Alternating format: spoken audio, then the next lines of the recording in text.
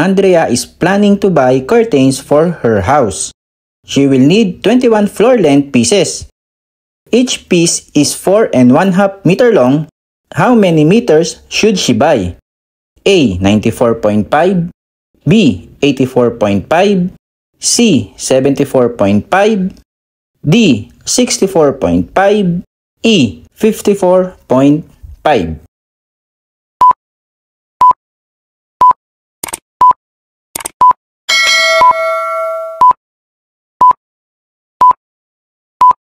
Ilang araw na lang mga ka-review, lalabas na ang result ng Civil Service exam last March.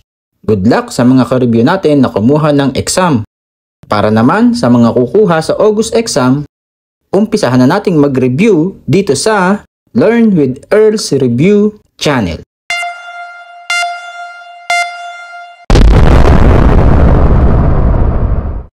Ang tanong or ang hinahanap natin dito ay kung ilang meters ang dapat bilhin ni Andrea na kortina para sa kanyang bahay.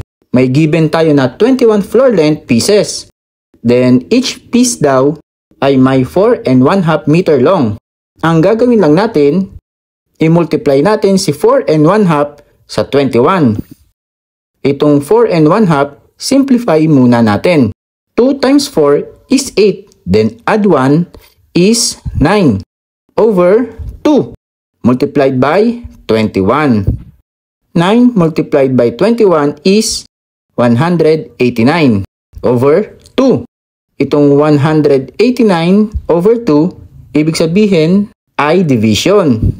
189 divided by 2, 18 divided by 2 is 9. Dito pa lang mga ka-review, pwede na nating isagot ay A 94.5. Kasi siya lang ang may 9 sa umpisa.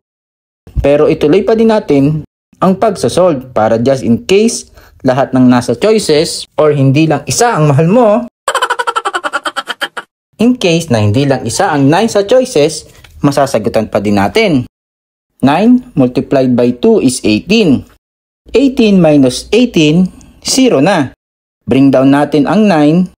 Dito naman ay 4. 4 times 2 is 8. 9 minus 8 is 1. Ito ay 94.5.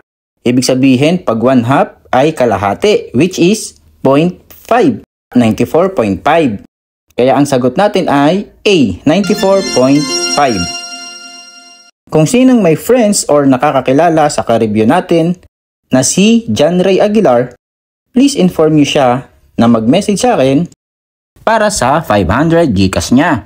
Pag natapos na natin sagutan ang problems natin for this batch, at hindi na-claim ni ka-review John Ray, pili ulit tayo sa subscribers natin na pwedeng manalo.